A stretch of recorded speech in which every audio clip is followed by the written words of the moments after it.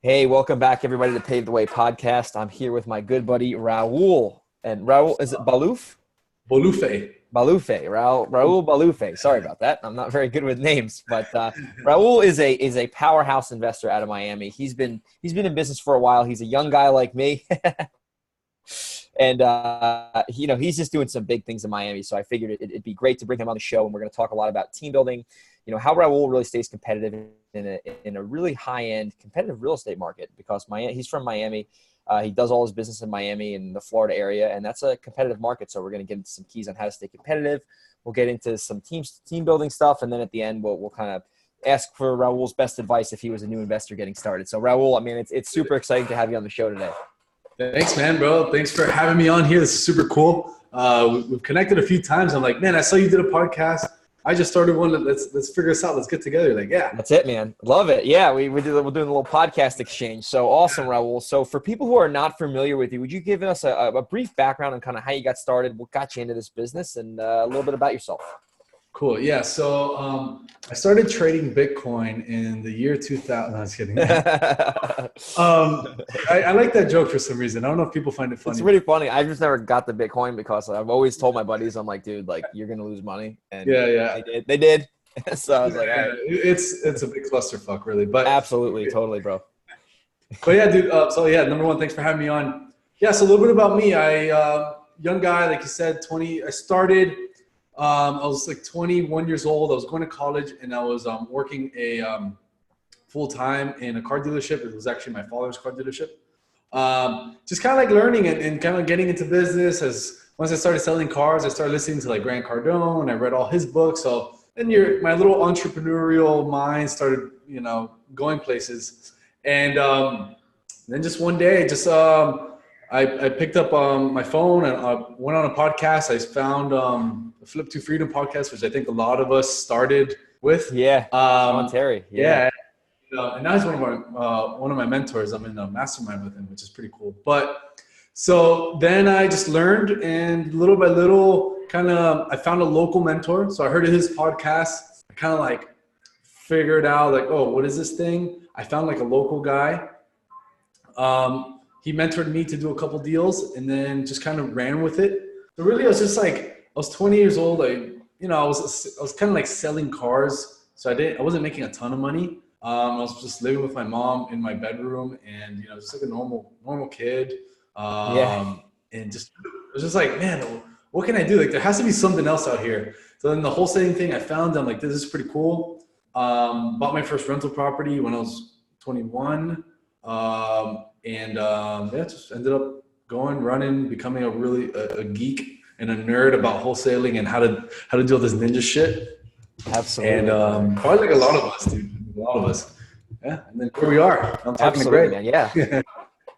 That's right, man. That's right. And I remember, actually, it's funny. I remember hearing your interview with Sean Terry. This is a while ago, back when I was still in college, man. I remember it was like 21-year-old or 22-year-old, makes X amount of dollars on the MLS. And I was like, who the hell is this guy? And we actually ran into each other at an event. I think, remember we met at Matt Terrio's event, dude? Another guy that, one of the OG podcasters, Yeah, that guy's a beast, man. He's a workhorse. He's a beast. Absolutely. Oh, my God. Yeah, amazing. Yeah, epic real estate. And they're interested in, and he's really big on like seller financing and things like that. He's like a really good guy for like buy and hold, wholesaling. He's a beast, man. I like he's a beast. Yeah, he's got like I think a show a day. So Matt Terrio, Epic Real Estate, definitely check it out. So Raul, let's fast forward. So I appreciate the background. So you're obviously you're in the Miami market. We're going to get into the Miami market, later on in the show. So what does your business look like today? What is your deal flow, your team, and just your overall operation? Maybe some marketing stuff you're doing. What does it look like from a high level perspective? Just to paint the picture for the listeners and viewers. Yeah, awesome question. So we have a couple pieces now. So we're a team of about, I believe we're 10 now. It's a bunch of salespeople and stuff. So I'll kind of break down the structure. So we got an assistant, Amelia, that she's also a transaction coordinator / office assistant. We have Louis, which is kind of like the COO. He was a good friend of mine from high school, became an attorney, didn't want to practice law, so he's working with us now, just doing all the really nerdy shit, which is awesome. Yeah. And then we have one leads manager that's answering the calls for off market stuff. I'll explain why I call it off market. We have me. Then we also have a couple cold callers. We have 3 cold callers now in house. We have one person doing MLS acquisitions, another person doing MLS acquisitions. Sorry if I'm doing it so like, elementary grade, but I'm No, just this kind is of like good. running This is through good. it. No, yeah, this is good. We're going through it right now. And then 2 dispositions guys. And 2 off market guys that go on appointments. Fuck, that was Wow. confusing. That was confusing. No, that was great. So Yeah. you have some acquisitions agents off market. You have acquisitions agents for on market. They're hunting down MLS deals. You got guys who are dispositions, people who are selling the deals. You got an attorney who's kind of doing a lot of, the backbone of the business stuff, whatever that entails. Operations and shit. Operations, COO-ish, something like that. Yeah. And then you have an assistant who's doing some other things. So you have a pretty big operation there, and you're still a young guy with a big team. That's impressive. It's a bunch of people, man. Yeah, it's a bunch of people. That's awesome. But then I see companies that have 1,000 employees. I'm like, this is nothing, Yeah, So, right. Yeah, it's all relative. Yeah, it's kind of just like it wasn't like, oh, let me get a bunch of people. It's like organically. It's like, all right, now I need like an assistant to help me out with some paperwork. Oh crap! Like I can only make so many offers myself. Let me get an MLS agent. Oh crap! Like I can't make offers and go on appointments. So let me get like it was kind of organically, right? Some people like see that they're like, what the fuck? Like so many people. Why do you need it? You're going crazy. What's going on? But it's like it's an organic kind of like process. Yeah, like it seems like as you kind of got bottlenecked yourself, you realize I need to hire this out because there's only so much time in the day to do stuff, and you want to grow the business as the COO, as the CEO and the owner, so you have to kind of hire as needed. So what are your, what's your overall, we're gonna get into a little bit of on market stuff, but what's your overall volume look like, or just probably volume, I'd say, on a monthly or annual basis, just to show the listeners, you have a big team, but you're doing a lot of deals to support that, obviously. Yeah, so we'll be anywhere from 70 to 90 deals a year. Okay. So he's doing high volume, yeah. Yeah, so probably this year we're averaging so far, I believe, 6 deals a month. Okay. We're April, so yeah, it was about 6 deals a month. Obviously, trying to grow, but we're focusing a lot on profits and shit. So yeah, that's the key. That's what a lot of guys are focusing on now. Some of our mutual friends, it's like you do a lot of deals, but like, what's the bottom line at the end of the day? So exactly. So we'll get it before we get into the competitive market thing. What? So you mentioned something earlier about, you said you have MLS acquisition people, and then you have off market acquisition people, and off market, those are sales representatives who are just taking marketing calls and they're going on appointments. So what you're buying properties. So I want to make sure. So you're buying properties in Miami, which is one of the most competitive markets in the country, on the MLS and wholesaling them. Could you go into a little bit of more detail on that? It's interesting.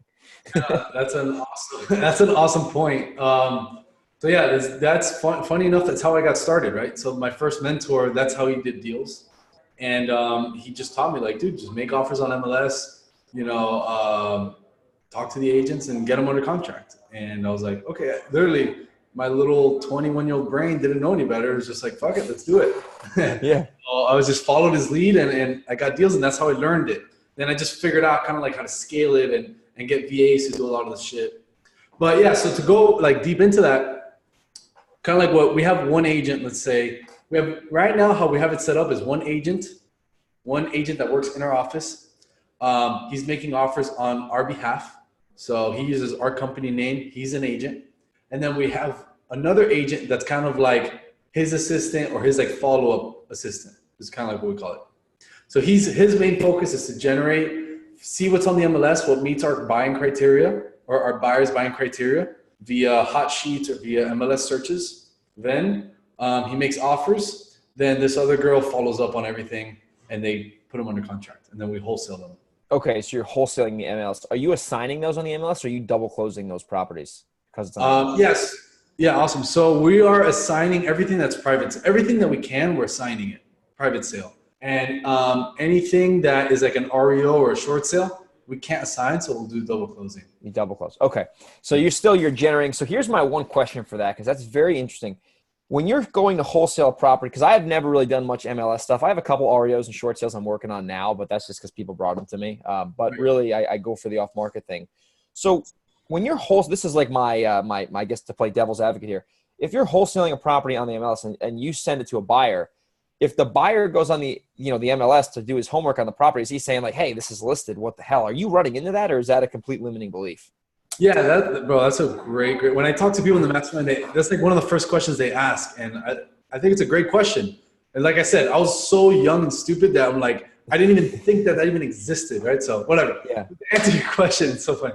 To answer your question is, yeah, it's a mix of both, right? It's a limiting belief and a mix of here's how to overcome this objection, right? So you're the buyer, you tell me, hey, Raul, hey, thanks for sending me this deal, but I see it's listed on the MLS. It's like, hey, Mr. Buyer, yeah, I know sometimes we get deals off market, sometimes they're on the market. We always do our back-end research to make sure it's a really good deal. I just want to know, I send it to you because I thought of you. Is it a good deal for you? I like that. You box him right in the corner. Basically, the moral of the story is a good buyer buys a deal, whether it's on the MLS or not. Yeah, he doesn't care. Yeah, they buy a deal, man. They're buying numbers, they're buying returns, they're buying ROIs. If it's on the MLS or not, yeah, some buyers will have some ego and they'll care, but the good ones won't. The good ones won't. Okay, I don't run into that too much, to be honest. Yeah, no, that's interesting. And it's like if it's a good deal and he bought a property off you and he made money, obviously you provided value by negotiating that deal for him, right? And you're going to make a little profit yourself. But like, why should he count your money if he's using you as a resource to find properties and you're bringing the deal to him on a silver platter saying, hey, do you want this? Right. And if the numbers work, the numbers work. So that's a great answer to that kind of objection I raised. Cause that's the one thing I was thinking, like, you never know if they're like, hey, it's on the MLS. What the hell? Yeah, it's a valid concern. It's just that it's like partial limiting belief, partial. I would solve the objective that way. And to like go a little deeper, like we always try to make sure that we are under MLS, like we're selling for under MLS price. That's not the case. Sometimes it's not the case, but I would say 80% of our deals that we sell, if they're listed for 100, we're selling them for 92. Okay, so you're really, you're still creating the value by if it's listed for X, you're selling it for Y, and you have it, let's say for 85 or 84 or whatever. So you're really kind of creating that spread. And then the thing with that is, just to chime in, it's your cost per acquisition on the MLS is much less, I'm assuming, because there's really no marketing. You're maybe paying a salary or something like that for the agents, but hell, that was on the market, right? In terms of marketing. Literally zero, man. So they're commission only. We have our CRM or whatever, but we use it for everything. The cost is technically zero, right? If you want to put some office costs or this and that, it's up to you. But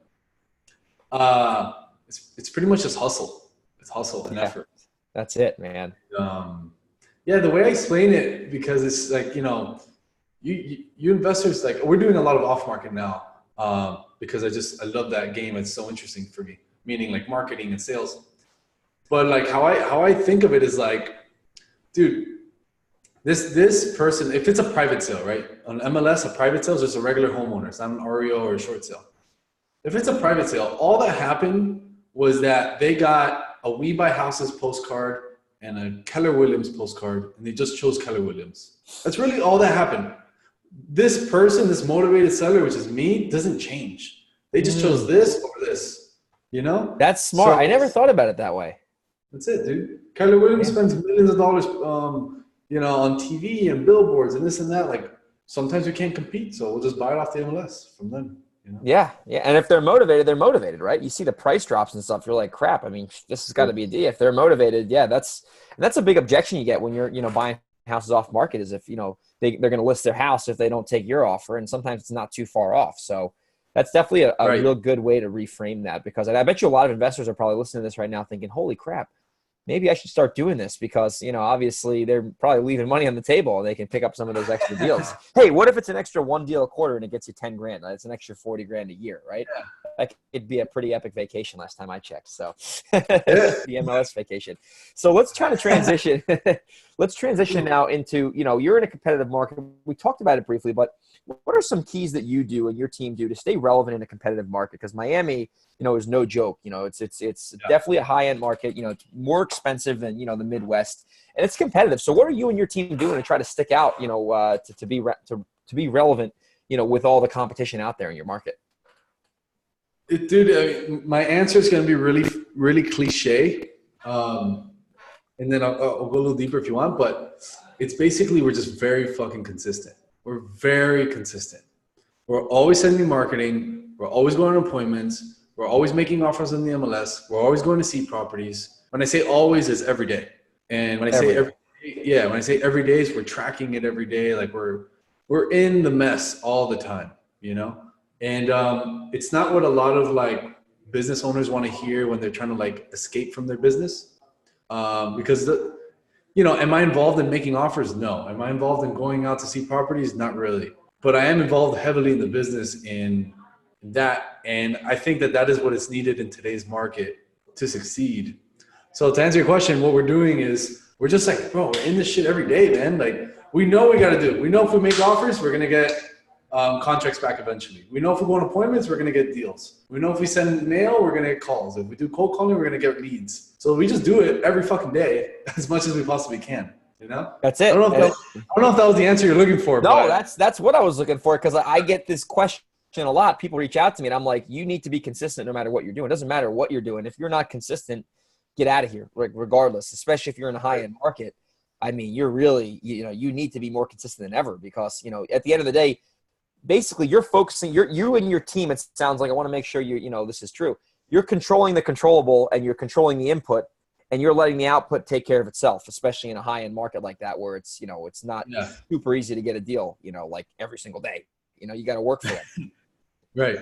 And like to get like a tactical tip out of that question is, in a competitive market, when a competitive market means that usually prices are high, or usually they're, instead of buying a 70% ARV, you got to buy 84, whatever the fucking number is. A lot of different buyers in the market. Yeah. A lot of buyers, a lot of wholesalers, a lot of investors, a lot of realtors.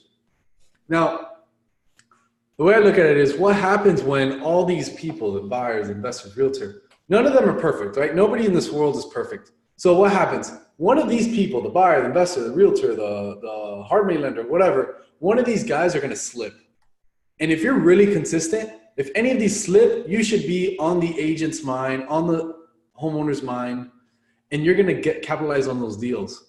And let me ask you this, Greg. Let me ask you, when you get a deal that someone backed out of, is a seller more motivated than before? Yes, much more motivated. Yeah, so like we just really capitalize on that. Like we're always sending offers even to people who are already under contract, or we're always like in their face. You know what I'm saying? Like, I don't know if that makes sense. No, that's good. And I do the same thing. You gotta, I follow up a lot, and I just make offers, and you never know when they're going to take your offer. Like, you just said, a situation happens where you're in Miami, they get 10 postcards, they pick one, they go to that guy. And now something happens, they can't close. And now you're following up, you're sending them a direct mail piece. You have your sales agents calling them, and they're like, wow, this guy Raul and his team are the real deal. I'm going to sell to him. And now I'm even more motivated to sell because I just, went through the ringer with someone else, and that's the thing too. It's like, what's your thoughts on, competitive market, how important it is to have good sales skills with your sales team? I would say it's a fucking awesome question, by the way. I would say it's really important, but I would say it's more important just to be consistent and take the action. So if I had to put a percentage on it, I'd probably say somewhere like 60% of it is good sales, 40% of it is follow-up and execution on what you say you're going to do, Yeah. Like just being able to deliver on your offer and just being consistent with the follow-up, basically. Yeah. Because, good sales will turn a maybe into a yes, nth percentage of the time. But like a persistent, person that's following a process that everyone kind of can get, can just get things done if they do the checklist every day. Does that make sense? Yeah. Just basically what I'm getting here is just keeping it simple, right? Keeping it simple and measuring everything that you're doing to see if you're productive or not. Exactly. I mean, trust me, good sales is awesome, but really I would focus a lot on just doing the shit, and you're going to kind of get good naturally. As you go through the experience. Absolutely, man. I got to change something, et cetera, et cetera. Absolutely, man. This has been great, man. I'm getting a lot of value myself for this, man. This is like therapeutic, because a lot of the stuff is stuff I do. Quick thing. I literally just bought and closed a property. We flipped it, and it was a great deal. It was a very, high spread, and it was off a 2-year follow-up campaign, right? So they called in like 2 years ago. kept following up, finally bought the property, closed on it, flipped it. It was like an $80,000 profit off 2 Wow. years following up. So it's like, of course that was worth it. But like most people are like, oh, whatever. It's like sitting in their database. And I'm like, I knew it was a smoking deal. I'm like, bam, I'm just going to close on this thing. And I had no competition. She knew me so well because she's been talking to me for 2 years. So when she was ready to Right. sell, I was the only person she was even remotely looking to sell to because I built that relationship with her because she knew I was serious because I was giving her a phone call every month for 2 years, Yeah. Yeah. I mean, you're like you're a sales pro now. You've been doing sales and traveling and stuff. But like, did you need to be a sales pro to do that? To follow up with her? No. Yeah. To follow up with her, I was just, Yeah. hey, how you doing? This is Greg. I'd love to, want to check up to see if you need help with anything. Oh, nope. And when she was ready to sell to me, she just sold to me. It was the easiest negotiation ever. She told me what she wanted. I was like, okay, here we go. It was easy. It was Yeah. easy. It was easy. Yeah. That's what I'm getting at. So no, Yeah. that's awesome. Congrats on that deal. But that's what I'm getting at. Like, yeah, sales is important, but really, you don't need to be a sales pro to follow up on somebody or to just execute the plan. You know what I'm saying? That's it, man. And that's a way to stay relevant in a competitive market. So awesome stuff, man. This has been great so far. So what are you doing? Like, you've built a pretty big team. So what have you been doing to like, just high level stuff, for today's, podcast? What are some things you've done to just build a successful team? Like, what are some things you look for? And what's like your number one piece of advice for somebody right now who has a business, whether it's real estate or it's another business, looking to build a team the right way?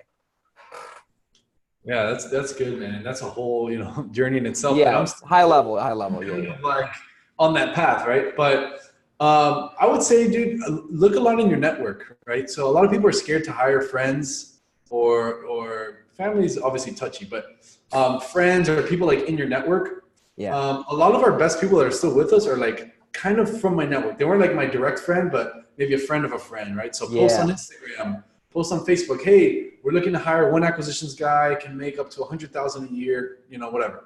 And then like, I would start that way because now you have like this almost like a fictitious level of trust or something, Yeah, because they know who you know, sort of. Like there's that sort of Yeah. mutual person you might know. Yeah. That person like tries a little bit harder, and then when they succeed better, and it's like a weird dynamic. But just take it for what it is. So that's one piece of advice. Go for your network. Send an email blast. Hey man, hiring one person. Does anybody know anybody? Send a couple texts to random people, like other business people, other business owners. Hey, I'm hiring an assistant, paying 30K a year. Do you happen to know anybody? Yeah, my sister-in-law, whatever. You never know. So that's like one piece of advice I would give. Look in your network first. I mean, we've hired people from Indeed and Craigslist, but just that would be like step one. And two, just you have to be like really clear and concise. And this is something that we still kind of like are always working on. I'm convinced that it's never like set in stone. What do I mean by that? Boom, you hire this person, whether it's on Craigslist or in your network. You have to have like literally a piece of paper or on a Google Drive or on a Dropbox file that they can access at all times that has exactly in bullet point format what they have to do. And make them sign it. And like be really clear because it's so easy to get lost in like the day to day and and it probably happens to you. It happens to me all the time. Literally, I have a to-do list and half the day went by. I'm like, shit, I have 5 things. I only did one thing. Like, what else have I been doing? Right? Yeah. So, but if you have it like written and it's like in front of them or they can see it all the time, they can access it. It's like, it's so hard for you to have a conversation with that person and say, hey, I'm not happy with your performance. It's like, okay, well, what was my performance? This, and this. I didn't know. Yeah. Well, it's like, well, did you read the paper you signed? And I know this is kind of like a weird piece of advice, like, oh, that's a little like strict or a little like detailed, but I guess like I just wish I would have done that sooner because it's so much easier to have conversations with these people like that. Does that make sense? No, it makes a lot of sense. It's like you're setting the expectations up front and you're documenting your process that is proven to work, or else you would need to hire somebody. And Right. now you're saying this is exactly what is as expected for you. And these are all controllable things that require pretty much effort, right? Like making calls, following up, stuff that you can do. It's a choice, right? It's not like, oh, I can't control buying 4 houses a month. I can control making the calls to them potentially buy the houses. And you're just setting those expectations up front with them. And then if you can combine that with your network, like you said, instead of just hiring random people if you don't have to, now you're setting yourself up to, number one, have a decent kind of relationship with them to begin. And then if you can combine that, like you said, with that, the expectations documented, it's like, getting set up to be successful. And then it's very easy to reflect and review because everything is transparent and it's right in front of them. Yeah. No, You know? that's, yeah, exactly. And it's okay if the expectations or the processes change, but just make sure you like document it and they know. And like, so for the reason I say that is because kind of to the first point, a lot of people are like scared to hire like a friend of a friend. But if you wrote this piece of paper and their job is to make 100 calls a day and, you know, put 10 numbers onto a spreadsheet and to, you know, I don't know, update the CRM. If those are the three things, and at the end of the day, they don't do it. So you say, hey man, like, you know, what's going on? Oh, I didn't do it. I did 80 calls or whatever. Cool. Like, how can I help you get to 100? Well, I need this and that. Okay, cool. If I give that, will that you do it? Can I count on you to do it tomorrow? Awesome. Great. And then the next day, if they don't do it, it's like, dude, I mean, do you want to resign? Like, I don't understand what's going on. Yeah. And then if they don't do it, you know what I'm saying? Like, it's a very, and then if they leave, right, let's say that everything goes wrong and they go to that friend that you guys are mutual with, Raul's an asshole. And then I'll say, dude, but you did, like, you had on paper to do 100, you did 60, 70, and 60. I mean, I don't know what's, you know what I'm saying? Like, yeah. That's kind of like what my thought process behind that. No, that makes sense. It's like, you know, the expectations are there. Like, you can either make the choice to do them or not do them. Yeah. If you don't do them, obviously there's going to be consequences, or else I wouldn't have wasted my time to hire you.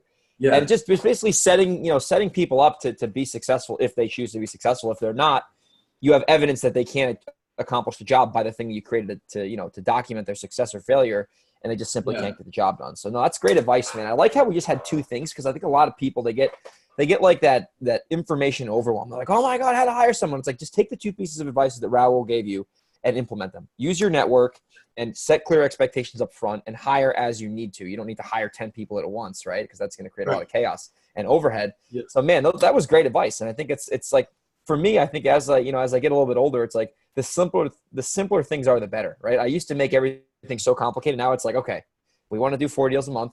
We need to send this much mail. We need to make this many calls. We need to follow up. We need to track our pipeline every day. If we do that, most likely we're buying 4 properties a month. It's like, just keep it simple, you know?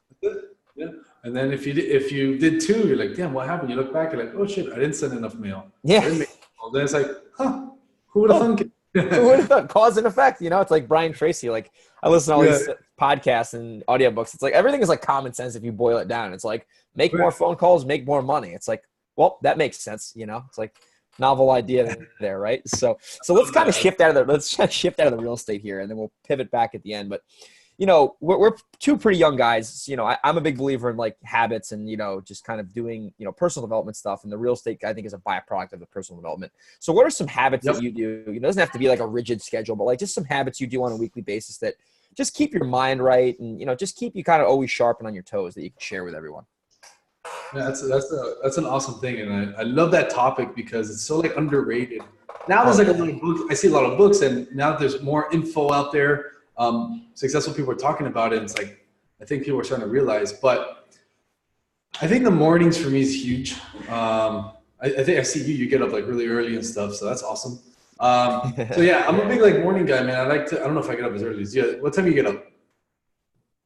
What between like 4:45 and 5:30. Yeah. In between 4. Yeah, I get up pretty early, like before 5 usually, like a little bit before 5. That's awesome. So I'm not as special, but I'll get up like around 6 to 6:15. Okay, that's fine. Yeah. And really like the habits I build is just kind of like me time, right? Like I don't look at my phone. Yeah, that's key. Yeah. I sleep with the phone in the bathroom, which is far from my bed. Very important. So I'll get up like morning stuff. I'll write down like goals and like what you're grateful for. I'll take about 10 minutes to do that. I'll meditate for about 5 to 10 minutes. I like to like visualize. So I'll go like, if I have my phone or if I have my laptop, I'll put in like places I want to travel to, or, like a house I want to buy in the future for me, or a cool condo, or whatever you want to dream about, right? Like I like to visualize things, but I time it, right? Like I put 10 minutes. Because sometimes you can start visualizing for an hour, you just missed all your work day, you're not going to buy shit. Right? So, yeah, you're going to be buying nothing. You're going to buy nothing, you're not working. So yeah, I'm really big on timers. Like I'll be like, Alexa, Siri, set timer for 10 minutes. Oh yeah, that's awesome. That's awesome. So I'm really big on timers. there's some like rough habits, and I love to work out. I work out at least 5 times a week. I don't do it to get big. I don't do it to get like shredded. I just do it to like maintain my health, keep like my mind like functioning, and kind of like stay active, right? Like I forgot the quote is, but like an atom and momentum creates another Yeah, atom. you work out for energy. I'm like the same way, brother. I work out to feel good. Obviously, maybe looking better is the byproduct, but I'm just trying to get moving every day and give me my energy and my momentum and just keep the car running efficiently. Yeah. So, dude, those are some habits, man. At least that's like the morning habits. I like to time things like, if I'm gonna do this task, all right, I'm gonna spend 45 minutes on it. Set timer for 45 minutes. Bam. Yeah, man. That's key because that's how you really take control of your day. And I love how you shared that, the morning routine. I'm big on that, working out. I think a lot of people, and I'm a big believer too, man. Like your thoughts on this, like I see some really successful people like financially, but their health is so out of whack. Like they don't take care of their body. They don't care what they're putting in their body and they don't exercise. And I'm like, for me, it's like, there's nothing wrong with that, but it's like, I just wouldn't. I look at wealth and like all the success. It's like, it's kind of like everything. It's not just like getting rich or whatever. It's like, if you don't take care of your body, like you can make a lot of money, but you're going to have no energy to spend your money. You're going to be like tired and sick all day. Yeah, and that's a great like kind of like statement. I don't know. The answer is I have no clue. I don't know. Yeah. There's like these really, chubby or chunky people. Not that it's bad, but like, Not bad. Yeah.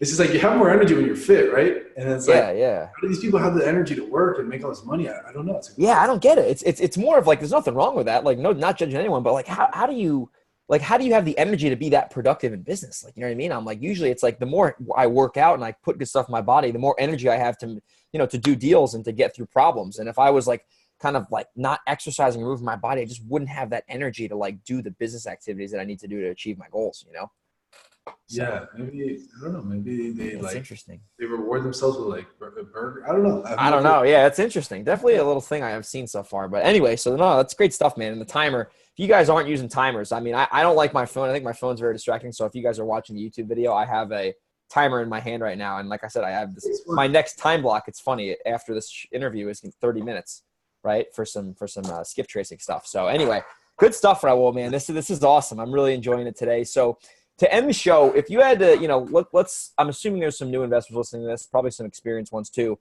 So if you sat down, you were face to face with a brand new investor, let's say they just got out of a seminar, for some reason they got to get, 2 minutes with Raul from Miami, what would be the best advice you could give them? And let's pretend you're face to face with them right now. They're struggling. They want to do deals. They want to have success as soon as possible.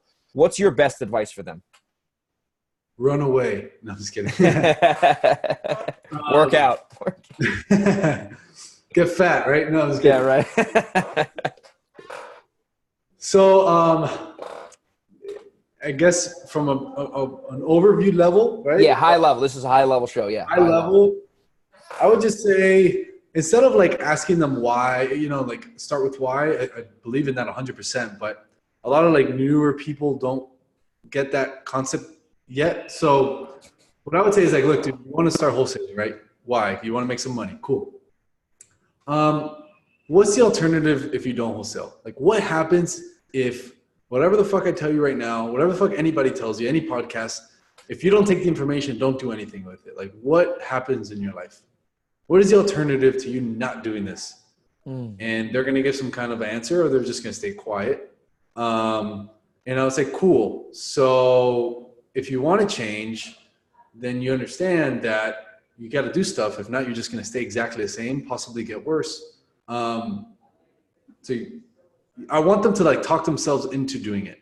Does that make sense? Yeah, I like it. Like you're asking them questions on why it's going to make sense for them to do it eventually, and you're going to get them to realize that no matter what you want to do, you need to compare where you are right now and how that feels to where you could be, and the pain you're going to have to go through to get to where you want to be. And you have to make that decision right now. It's going to be worth it, because if you don't go all in, you're going to get spanked. Right. And it's funny because yesterday we have a monthly meetup here that we do in our office, and it was yesterday. And I had a newer guy. He had just started like cold calling. He's like, man, I've made like 200 calls or something and like nothing. He's like, I don't know what to do. Like, what do I do? Does this work? Whatever. Like that conversation. Yeah. Like, everyone's been there. He's like young. He was like still in high school. He's 17 years old. Wow. Holy cow. Number one, that's awesome. But number two, I'm like, dude, like, all right, cool. you know what, dude, you're right. Give up. What happens now? Like, what happens in your life if you don't do this? He's like, well, I continue to work at AutoZone or wherever he worked. Continue to work at AutoZone. I'm like, do you like that job? No. Okay, so you don't like that job? No. And you don't want to do any cold calls? Well, I want to do cold calls. Great, so do more cold calls. That was literally that was our conversation. He said, okay. Look at that. It's like have your job that you don't like or make phone calls to eventually do deals when you have the right, when it works, right? It's not going to happen overnight. But yeah, that's a great way. I like how simple you made it, man. Like just keep it simple. If you're not going to do, if you're not going to do this, what's your alternative, right? You're going to either get worse or stay the same. So what would you rather do? And it's just when people think about it like that, I think they're going to be like, wow, it's totally worth going through it. It's up to them at the end of the day. You didn't convince them at all. They convinced themselves, but you just asked them 2 questions to make their situation very clear. Man, that's great advice. No, and another thing that I would do is so after I'm done with that little process of that question, I would tell them, look, what are you doing? Cold calling. Awesome. If you haven't made 6,000 cold calls, you're not even close. You know what I'm saying? I don't know how many cold calls it takes you to get a deal, but you're good, right? You're a professional at it at this point. Like a newbie, right? You got to do at least 10,000 calls, right? If not, you're not even close, dude. Oh yeah, especially because you don't have the experience either. You don't have a track record. You don't have deals to fall back on. You don't have sales experience. It's like a good analogy, and then we'll conclude the show. It's like let's think about it like this. You're in Miami. You're probably a Miami Heat fan. If you've never played basketball before, how are you expecting to go out and dribble under the legs and hit the 3-pointers when you've never played before? It's the same thing in this business, right? If you do it for 3 years in a row, every day, you're going to get some experience. You're going to have that. It's like muscle memory, it's like learning a new skill. So in the beginning, you should always expect it to be very hard. Like, hell, when I started this podcast, I was like, I don't know how to start a podcast. I don't know how to do this crazy shit and edit it. And now it's like I can do it in my sleep. It's like that learning curve, but in the beginning it was tough. I was overwhelmed. I was like, what the hell? iTunes. And anyway, but yeah, it's the same thing. Once you learn that skill, you get momentum and it becomes easier with less effort. Yeah, no, and I love that. So so to answer your question to a newer person, I would say, look, you obviously asked me or asked X person or thought of doing this wholesale thing for a reason. What happens if you don't do it? Does it affect your life at all? And it's kind of almost like a push pull. Like if it doesn't, that's okay. I don't really care, right? I'm gonna have my life. You're gonna have your life. No harm, no foul. But you just have to understand you need that little push in yourself. Then after, I'd set clear expectations with numbers, and this is where a coach or a mentor or some kind of professional helps. And so once they're convinced, okay, yeah, I don't want to stay in my AutoZone job. Okay, I'll make some calls. How many calls have you done, man? 300. Cool. You need to do another 8,000. 5,700. Yeah. Another 8,000, and then you can call me. He's like, fuck, but 8,000. Well, okay, so do you not want to do it? Do you want to why don't you make 8,000 calls in AutoZone? Does that help you? So you kind of have to run that. Yeah, you got to just get them. You got to prepare them for the journey, man. And it's not like once you do some deals, everything's figured out. You just have different problems, right? It's just different problems, different situations you're in, and you just get better, and you still run into challenges, but you find a way to deal with them. So, man, this has been a great interview. I've really enjoyed it, man. So, Raul, I like it. I'm sure people, especially the younger crowd listening, is like, oh my God, how do I get access to this guy? How do I follow him? So, number one, would you mind sharing any? I know you're putting out some more information now. So, any platforms that you're sharing content. How would our listeners be able to number one, follow that and consume that information? And then number two, what's the best way to get in touch with you if they wanted to, reach out to you or your company or your team? Yeah, dude. So YouTube is kind of like our little baby right now. We've been growing it for a couple months and we're pushing out 3 videos a week. And it's a lot of hands-on, me on appointments, our team meetings here, our phone calls with coaches, sales meetings in our office, things like that. So it's pretty cool. So YouTube, you can find me. Just Google my name, Raul Bolufe, or awesome. YouTube. We'll have it in the show notes. Yeah, we'll have it in the show notes. You can also go to raulbolufe.com, and I have there access to my podcast, which I just started 2 weeks ago. I don't even think I've told anybody about this. I'm horrible at this. Whatever. So I have a podcast there, raulbolufe.com. And if you want to get in touch with me, just Instagram me on direct message me. Again, also my name, Raul Bolufe. So very Raul excited. Bolufe. We'll put you in the show notes as is when this publishes, man. Awesome. And then what's the podcast called, Raul? Is it called Raul Bolufe? It's called Flipping Miami by Raul Bolufe. Flipping Miami. I thought the podcast was just Raul Bolufe. That'd be an interesting podcast, Yeah, just your sure. name. So Flipping Miami by Raul Bolufe. Awesome. I do talk a lot about the local stuff, but obviously go into general wholesale knowledge and investing knowledge too. Awesome. Well, listen, Raul, this has been awesome. I think the listeners are going to take you up on that offer. And man, we'll talk soon, man. This was a great meeting. I really enjoyed it. Cool, dude. Thanks for having me, man. Yeah.